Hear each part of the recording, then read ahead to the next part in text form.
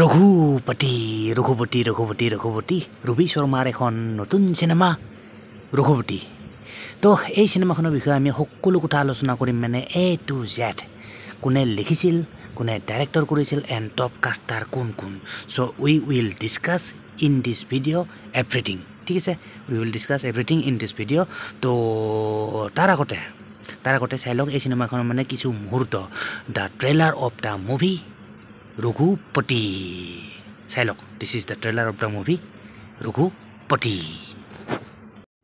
ৰামচন্দ্ৰৰ আন এটা নাম ৰঘুপতি। ৰামচন্দ্ৰৰ জন্ম হৈছিল লংকাৰ ৰাৱণ বিনাশ কৰিবলৈ। লংকাৰ ৰাৱণ বিনাশ হ'ল সঁচা, কিন্তু তাৰ পিছত জন্ম হ'ল হেজাৰ হেজাৰ ৰাৱণ।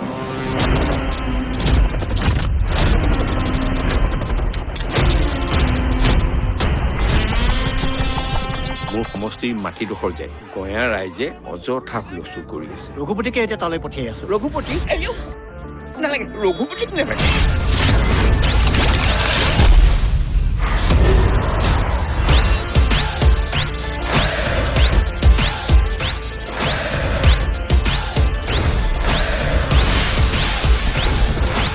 ৰঘু চৰি আপুনি ইয়াত কিয়?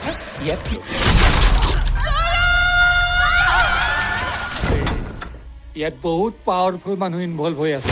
সিহঁত ধুমুহা হয় বে, ধুমুহা। সিহঁত যদি ধুমুহা হয়, মই জুই হয়, আৰু জুইত যিমানেই বতাহ লাগে সিমানেই ডাঙৰকৈ জ্বলে।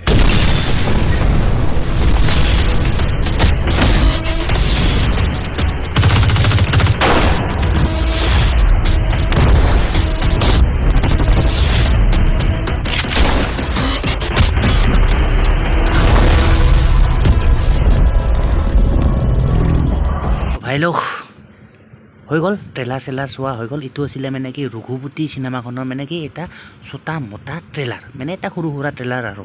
তো যি কি নহওক ভাই লোক, এই চিনেমাখনৰ মানে কি বলক এতিয়া চাই লওঁ মানে কি এই চিনেমাখনৰ মানে কি ৰাইটাৰ কোনে লিখিছিল, মানে এণ্ড ডাইৰেক্টৰ কোন হয়, এন বৰ্তমান লৈ মানে কি ইয়াৰ মানে কি IMDb ৰেটিং কিমান পাইছে চাই লওক, এভৰিথিং ইন ডিটেইলছত।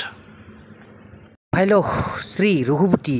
তো এইখন মুভিৰ যদি IMDb ৰেটিং চাই, বৰ্তমানলৈ IMDb ৰেটিং পাইছে 8.5 আউট অফ 10, মানে 10ৰ ভিতৰত 8.5 ৰেটিং পাইছে। আৰু বভি ৰেটিং কৰিছে কিমানজনে?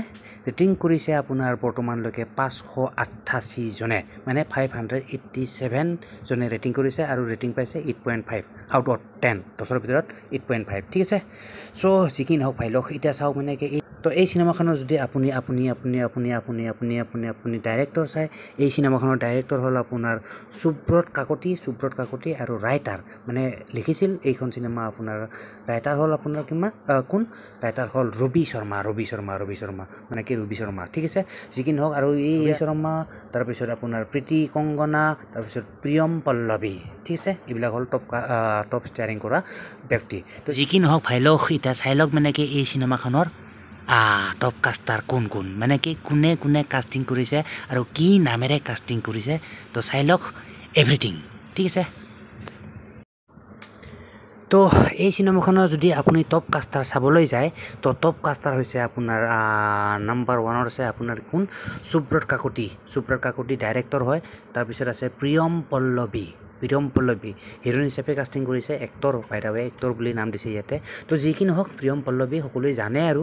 তো তাৰপিছত আছে আপোনাৰ প্ৰীতি কংগনা, এক্টৰ প্ৰীতি কংগনা।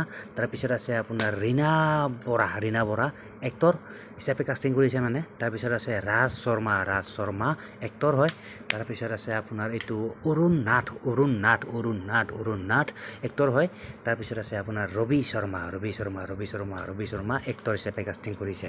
ঠিক আছে, চ' যি কি নহওক এইকেইজন হ'ল মানে কি টপ কাষ্টাৰ ৰঘুপতি চিনেমাখনৰ মানে কি টপ কাষ্টাৰ। ঠিক আছে, the top caster of the movie Raghupati. তো ভাই লোক, বাকী